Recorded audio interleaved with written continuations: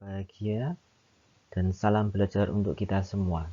Dengan diawali berdoa masing-masing, pada pertemuan kali ini mata kuliah Psikologi Belajar Orang Dewasa kita akan membahas terkait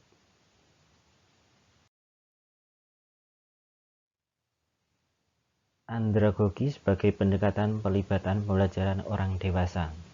Pada mata kuliah ini, Psikologi Belajar Orang Dewasa, sebagaimana materi andragogi ini memiliki kompetensi dasar, diantaranya adalah pemahaman mengenai konsep andragogi dan penerapan pendekatan andragogi. Indikator pencapaian kompetensi tersebut dapat menjelaskan konsep andragogi, dapat mengungkap perbedaan antara pedagogi, andragogi, dan heutagogi, serta dapat menerapkan pendekatan andragogi dalam pembelajaran.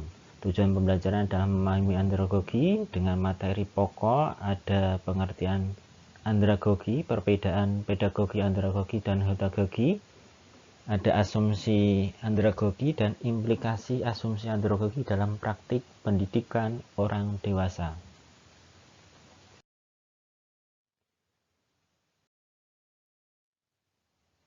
Sebagaimana dalam pendidikan nasional yang ada di Indonesia, saya ibaratkan bahwa pendidikan itu sebagai lingkaran besar ini, lalu di dalamnya itu ada lingkaran, dan berikutnya juga ada lingkaran kecil. Nah, ini yang sebelumnya pernah kita bahas antara pendidikan, pembelajaran, dan belajar, bahwa dalam dunia pendidikan ini lingkaran paling besar adalah penyelenggaraan pendidikan itu adanya proses pembelajaran di dalamnya, yaitu berada di persekolahan maupun di non-persekolahan. Artinya bisa di pendidikan formal, non-formal maupun informal proses pembelajaran tersebut, yang dapat dilakukan baik di dalam ruangan maupun di luar ruangan.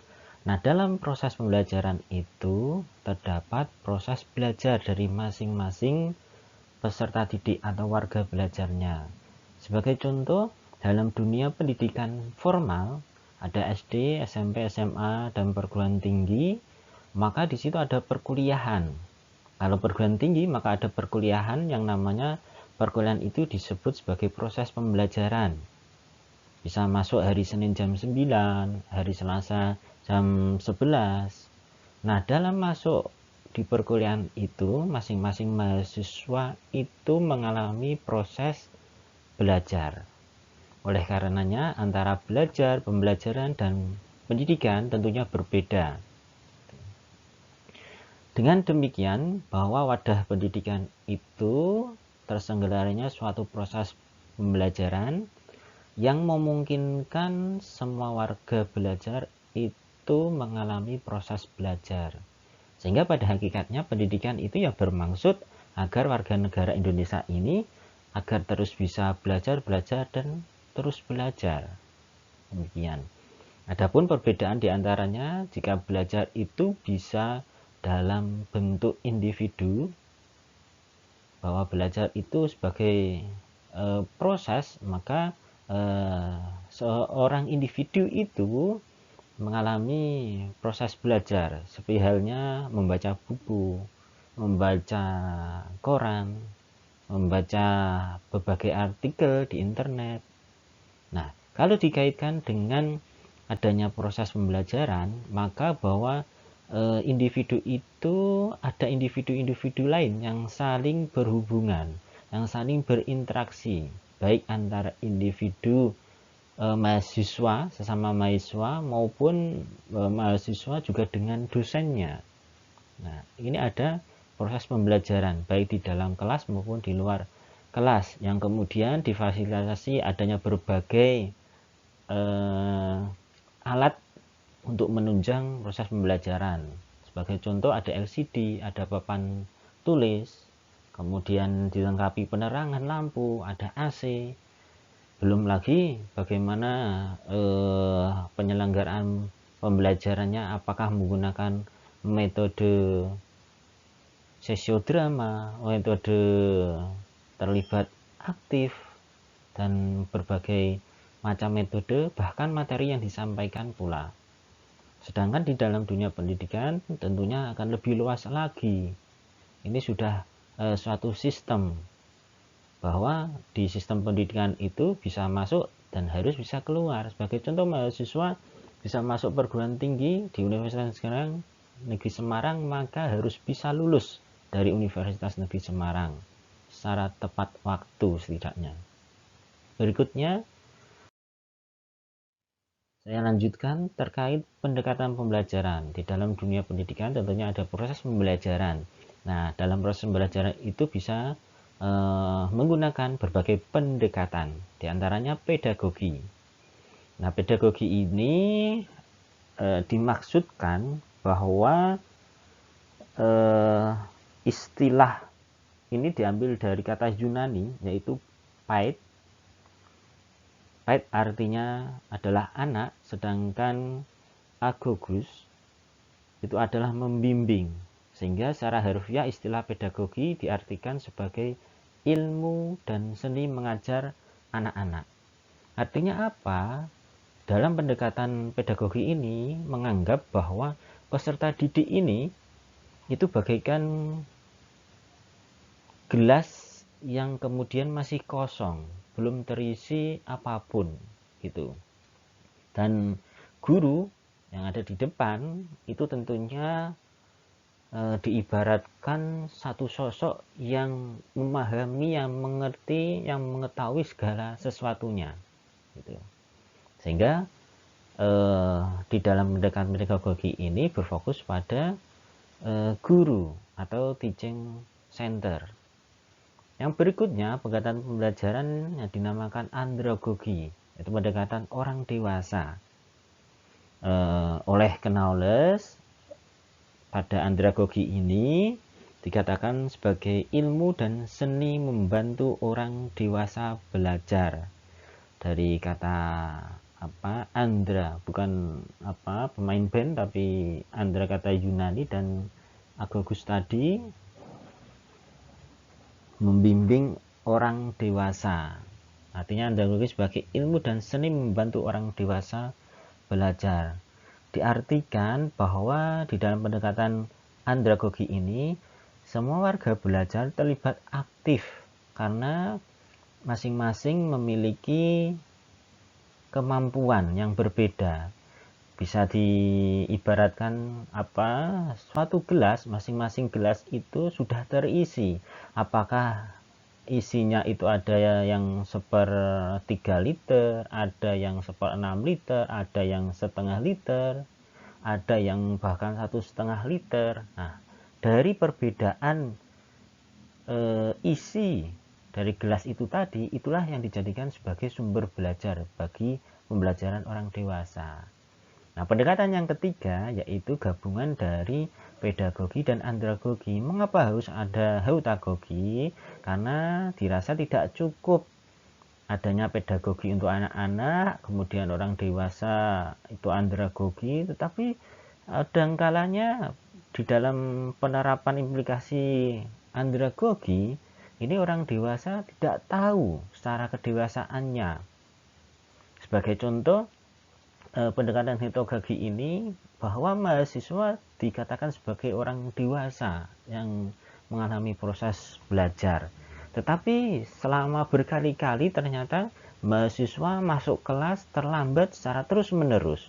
Maka kalau dibiarkan dengan pendekatan orang dewasa, biarlah dia sudah tahu kebutuhannya. Dia terlambat, boleh silahkan, tidak ya silahkan. Tidak demikian.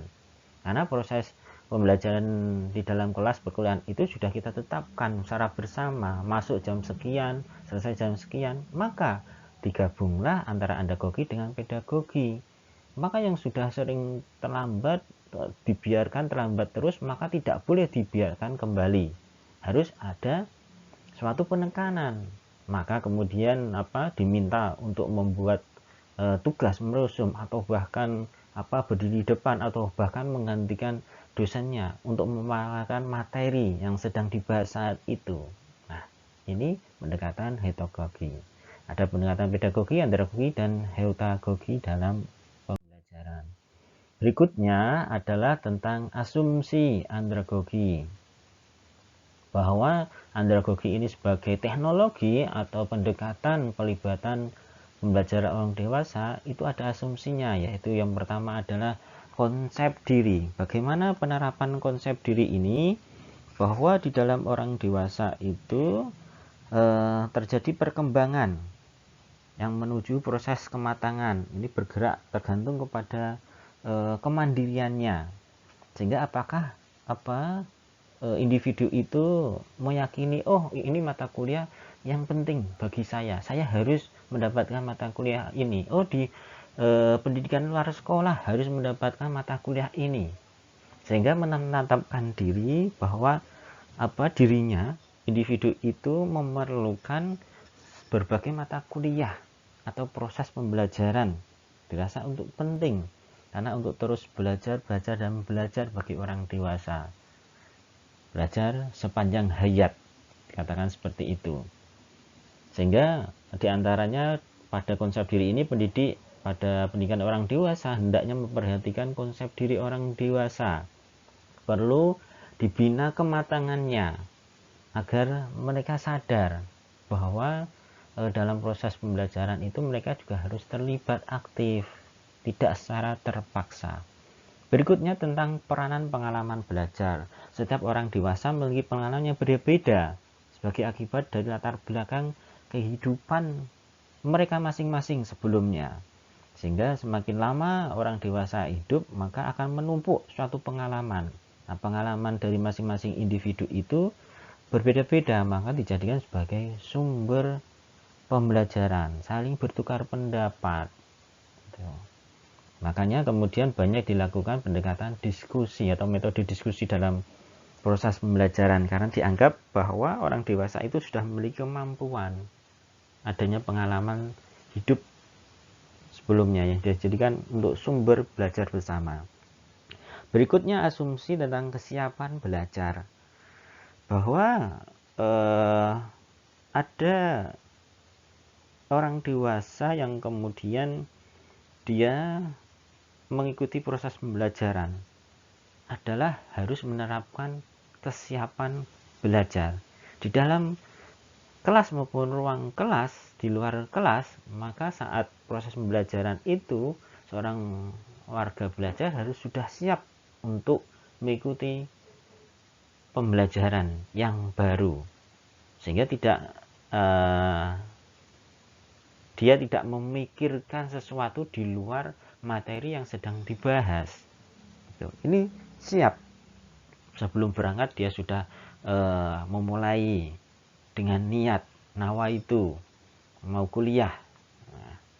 Sehingga kesiapan belajar itu akan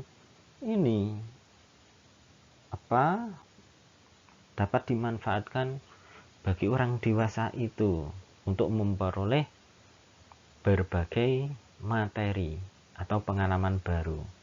Yang berikutnya adalah asumsi orientasi belajar. Orang dewasa cenderung memiliki perspektif yang secepatnya dapat menerapkan apa yang telah dipelajari, sehingga orientasinya orang dewasa belajar itu tentunya sesuai dengan kebutuhan mereka yang akan datang, atau saat ini mereka sedang menggeluti pekerjaan tentang apa, maka proses pembelajaran yang diselenggarakan itu sesuai dengan apa yang sedang digeluti pada saat ini, begitu.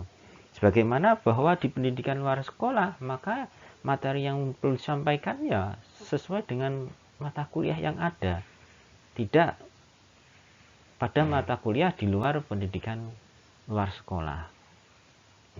Berikutnya, tadi asumsinya saat ini adalah bagaimana implikasinya, yaitu penerapannya pada pendidikan orang dewasa. Yang pertama adalah konsep diri, itu ada suasana belajar. Konsep ini memberikan implikasi bahwa lingkungan belajar orang dewasa itu bersifat kondusif. Suasana belajarnya itu kondusif, dibangun secara bersama, bersih maupun kotor di dalam ruangan kelas itu menjadi tanggung jawab bersama. Tidak hanya cleaning service, tidak hanya pendidiknya saja, tidak hanya mahasiswanya saja, tetapi bersama. Jadi tanggung jawab sama. Bahkan suasana yang dibangun dalam proses pembelajaran itu yang menjadi tanggung jawab bersama. Ada yang satu mahasiswa kemudian berisik, itu menjadi tanggung jawab bersama. Maka yang lainnya harus mengingatkan ini, sehingga penataan ruang pun harus ditata sedemikian rupa. Bahkan saat proses pembelajaran pun harus saling menghormati, harus saling mendukung, tidak saling mengejek antar teman. Ada yang kemudian sangat aktif diejek. Yang berikutnya adalah diagnosis kebutuhan belajar. Andragogi mementingkan keterlibatan orang dewasa di dalam diagnosis kebutuhan belajarnya. Model diagnosis ini paling banyak digunakan agar mendukung untuk kompetensi yang dibutuhkan, kemampuan berikutnya yang dibutuhkan. Saat dia bekerja tentang sesuatu hal, maka yang dipelajari adalah tentang sesuatu hal untuk mendukung pekerjaannya tadi. Berikutnya tentang perencanaan pembelajaran.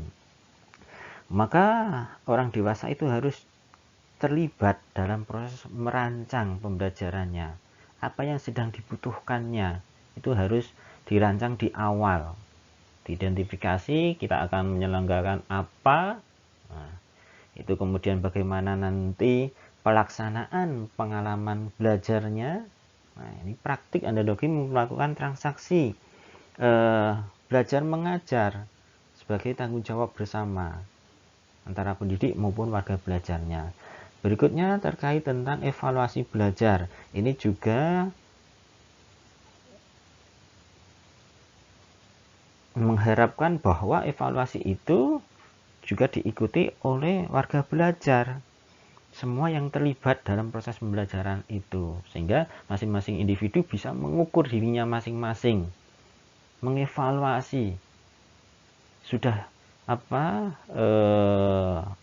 bagaimana pilihan belajarnya sendiri. Berikutnya tentang implikasi peranan pengalaman.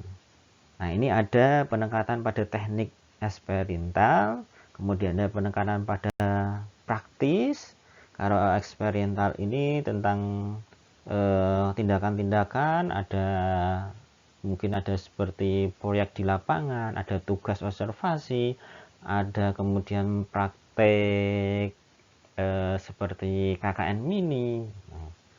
Kemudian ada penerapan secara praktis. Ini memperhatikan pengalaman yang diperoleh oleh orang dewasa sesuai dengan kehidupan nyata, sehingga belajar yang diperoleh itu bisa mendukung kehidupan saat ini. Belajar dari pengalaman, bahwa melalui kegiatan belajar dari pengalaman, orang dewasa dibantu agar mampu melihat dirinya sendiri secara objektif. Berikutnya tentang implikasi kesiapan belajar. Ada waktu belajar, yaitu pengorganisasian baik itu kurikulum, mata kuliah didesain sedemikian rupa agar tahap-tahap atau tugas perkembangan belajar orang dewasa itu bisa tercapai melalui berbagai materi pembelajaran dengan logika-logika tertentu. Nah, waktu belajar ini juga secara fleksibel penyelenggaraannya sesuai dengan kebutuhan warga. Jika di pagi hari, siang hari mereka pada bekerja, maka bisa diselenggarakan pada malam hari. Berikutnya pengelompokan partisipan atau warga belajar. Nah, tugas-tugas perkembangan memberikan pengelompokan, dibentuk suatu kelompok-kelompok gitu. Agar apa? Ini akan terlihat karakteristik bahwa orang dewasa itu ada pelibatan gitu, ada dinamika kelompok di dalam suatu proses pembelajarannya itu. Bisa saja bahwa